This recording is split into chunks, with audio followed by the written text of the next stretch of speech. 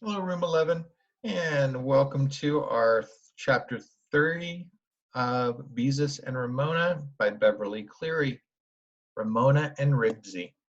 One day after school, Henry Huggins, who lived in the next block, came over to play checkers with Beezus. His dog Ribsy came with him because Henry never went anywhere without Ribsy. Beezus liked Henry because she knew he thought she had more sense than most girls, and the two often played checkers together. So far, Beezus had won 48 games, and Henry had won 49, not counting the games Ramona had spoiled by tipping over the checkerboard. This afternoon, Beezus and Henry knelt on either side of the coffee table with the checkerboard between them. Ridgey lay on the rug near Henry and warily watched Ramona, who was wearing her rabbit ears and riding her tricycle around the living room. Your move, said Henry to Beezus. I want to play, said Ramona, riding her tricycle up to the coffee table and shaking her head to make her ears flop. Ribsy got up and moved to the corner, where he lay down with his nose on his paws to watch Ramona. You're too little, said Beezus, as she moved a checker. Besides, only two can play checkers. We could play tiddlywinks, said Ramona. I know how to play tiddlywinks. Beezus did not answer. Her mind was on the game as she watched Henry's move very carefully. I said, we could play tiddlywinks, yelled Ramona. Beezus looked up from the checkerboard. Ramona, you stop bothering us, she said in her severest voice. Ramona scowled and pedaled backwards away from the coffee table, while Beezus returned to her game and studied the board. She had to be careful because Henry had already captured half of her checkers. Let's see, she thought. I could move from here to there. Nope, that wouldn't work because then he could. But if I move from there to there, yep, that was it. Beezus lifted her hand to pick up the checker. At that instant, Ramona pedaled as fast as she could toward the coffee table. Crash! The front wheel of Ramona's tricycle rammed into the table. Checkers bounced into the air and showered over the table, falling to the floor and rolling across the rug. There, said Ramona, calmly pedaled away. Hey, protested Henry. Mother, Beezus called. Ramona's bothering us. Wiping her hands on her apron, Mother came out of the kitchen. Ramona, you know you're not supposed to bother Henry and Beezus when they're playing checkers. Now go to your room and stay there until you are able to behave yourself. No, said Ramona. I don't have anybody to play with me, and I want Beezus and Henry to play with me. You heard me, Mother lifted Ramona off the tricycle. I'll bet she has a tantrum, thought Beezus, as she picked up the checkers. No, screamed Ramona. Ramona, said Mother in a warning voice, I'm going to count to 10. Ramona threw herself on the floor and kicked and screamed. 1, 2, began Mother. Ramona went on kicking and screaming until Mother counted to 7. Then she lay still on the floor, watching to see if Mother really meant what she said. 8, 9, said Mother. Ramona got to her feet and ran into the bedroom and slammed the door. Mother returned to the kitchen, and Beezus and Henry started a new game as if nothing had happened. Tantrums were not unusual in the Quimby household. Even Henry knew that. In a few minutes, Beezus heard Ramona open the bedroom door. Now can I come out? She called. Can you stop bothering Beezus and Henry? Mother asked from the kitchen. No, said Ramona. Shut the door. Not more than 1 minute later, Ramona opened the door again and came into the living room. I can stop bothering, she said in a sulky look on her face, and Beezus could see that she was still cross because she had been punished. That's good, called Mother. Come here and I'll give you a cookie. Seeing Ramona go into the kitchen, Ribsy sat up, scratched, and trotted after her. Although Ribsy did not trust Ramona, he was always interested in what went on in a kitchen. I hope she stays in the kitchen, thought Beezus, as she picked up a checker and skipped from here to there and captured 2 of Henry's men. The game became so exciting that Beezus almost forgot about Ramona. At the same time, she was vaguely aware of scuffling sounds in the hall. Then she heard the jingle of Ribsy's license tags and the click of his claws on the hardwood floor. Ribsy gave a sharp, short bark. Then the bathroom door slammed. I wonder what Ramona's doing, thought Beezus, as she captured another checker. She did not much care so long as Ramona did not interrupt the game. Let me in, screamed Ramona from the hall. Let me in the bathroom. Ramona, who are you talking to? Asked Mother as she went into the hall. Ribsy, said Ramona, and beat on the door with her fist. Ribsy began to bark. From behind the bathroom door, his barks made a hollow, echoey sound. Puzzled, Henry looked at Beezus. Ribsy in the bathroom? Henry decided he had better investigate. Reluctantly, Beezus left the game and followed him into the hall. Open the door and let him out, said Mother. I can't, shouted Ramona angrily, above Ribsy's furious barks. That bad old dog went and locked the door. Oh, stop pretending. Beezus was exasperated with Ramona for interrupting the game a second time. It was too bad that a girl couldn't have a friend over for a game of checkers without her little sister spoiling all of her fun. I'm not pretending, screamed Ramona, clinging to the doorknob while Ribsy barked and scratched at the other side of the door. Ramona, Mother's voice was stern. Let that dog out. I can't, cried Ramona, rattling the bathroom door. That bad old dog locked me out. Nonsense. Dogs can't lock doors, scolded Mother. Now open that door and let him out. Ramona began to sob and Ribsy barked louder. Ramona gave the door a good hard kick. Oh, for Pete's sake, muttered Henry. Ramona, I'm very cross with you, said Mother. She pried Ramona's fingers loose and started to open the door. The doorknob would not turn. That's strange, she remarked, and rattled the door herself. Then she hit the door with her fist to see if it might be stuck. The door did not budge. There was no doubt about it. The bathroom door was locked.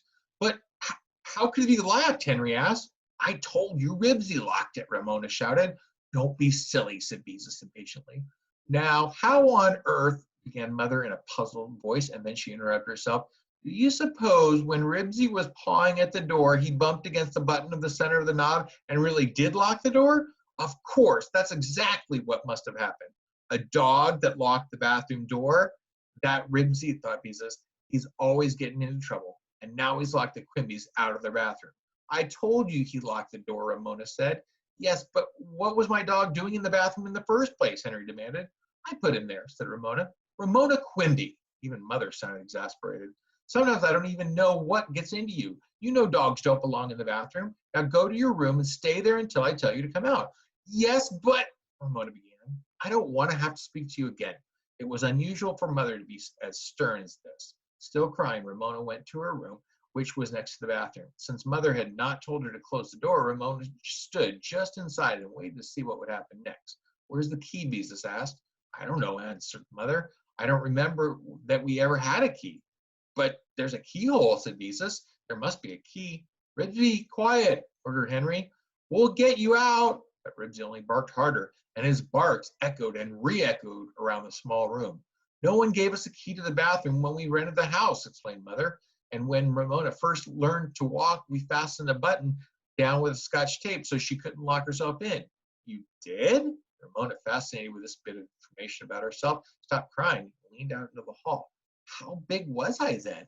No one bothered to answer her. We've got to get Ribsy out of the bathroom, said Beezus. Yes, agreed Mother, but how? If you have a ladder, I'll climb in the bathroom window and unlock the door, Henry offered. The window's locked too, said Mother, bending over to examine the knob on the door. Maybe we could call the fire department. Henry tried another suggestion. They're always rescuing cats and things. They couldn't do anything with the bathroom window locked, Beezus pointed out. I guess that's right. Henry sounded disappointed. It would have been exciting to have the fire department rescue Ribsy. Well, I just can't see any way to take the knob off, said Mother. There aren't any screws on the side of the door. We've got to get him out some way, said Henry. He can't leave him in there. He'll get hungry. Beezus did not think this remark of Henry's was very thoughtful. Of course, Ribsy would get hungry if he stayed in the bathroom long enough. But on the other hand, they would need their bathroom, and it was Henry's dog who had locked them out.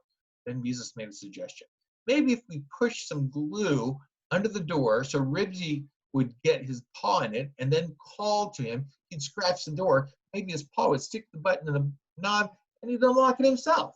Beezus thought her idea was a good one until she saw the disgusted look on Henry's face. I just thought it might work, she said apologetically.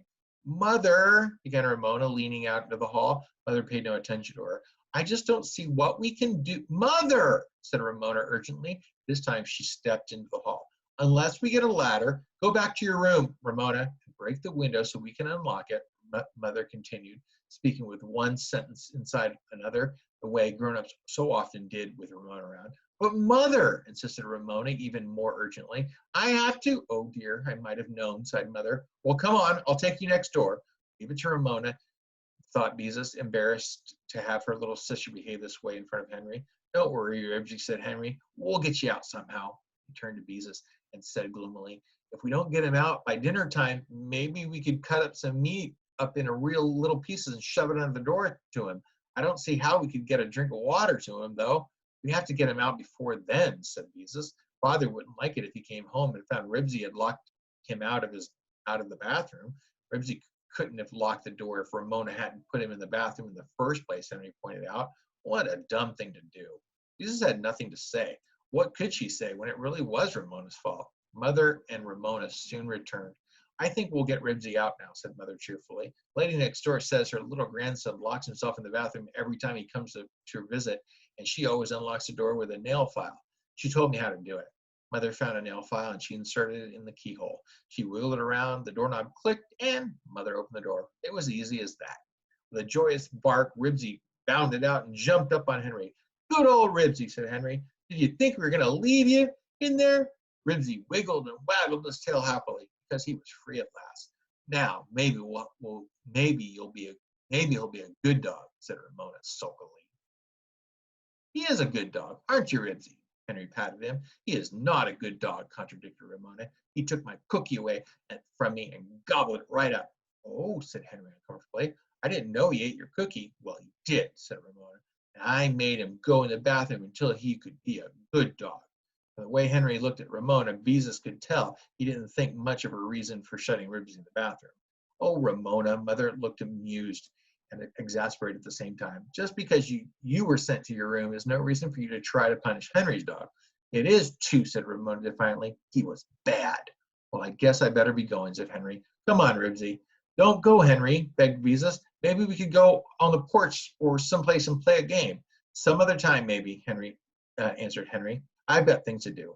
All right, agreed Beezus reluctantly. Henry probably knew they wouldn't be safe from Ramona anywhere, the way she was behaving today.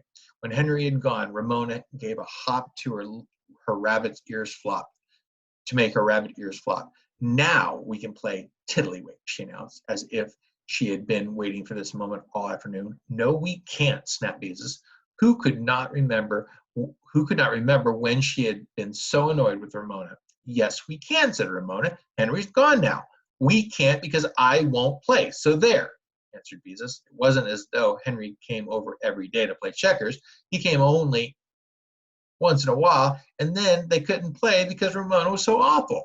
Just then the telephone rang and Mother answered it. Oh, hello, Beatrice, Beezus heard her say. I was hoping you'd call. Tiddlywinks, tiddlywinks, I want to play tiddlywinks, chanted Ramona, shaking her head back and forth. Not after the way you spoiled our checker game, said Beezus. I wouldn't play tiddlywinks with you for $1,000,000.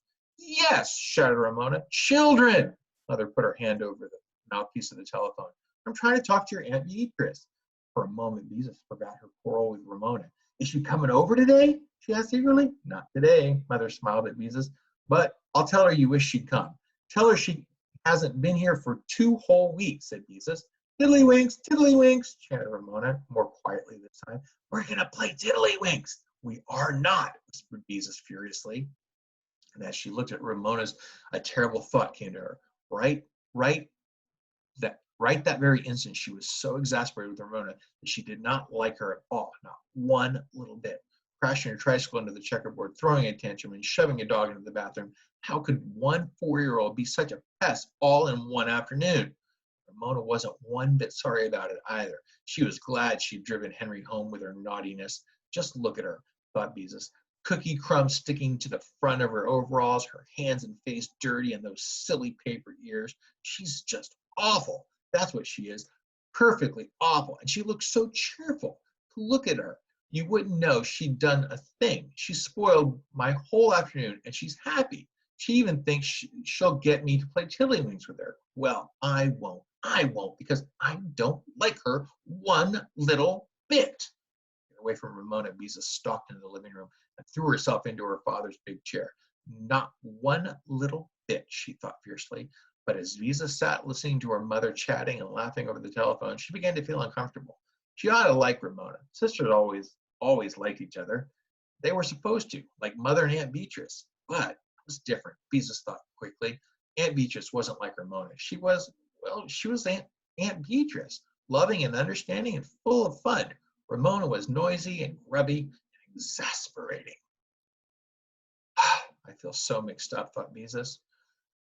Sometimes I don't like Ramona at all, and I'm supposed to like her because she's my sister, and oh dear, even if she's little, can't she ever be more like other people's sisters?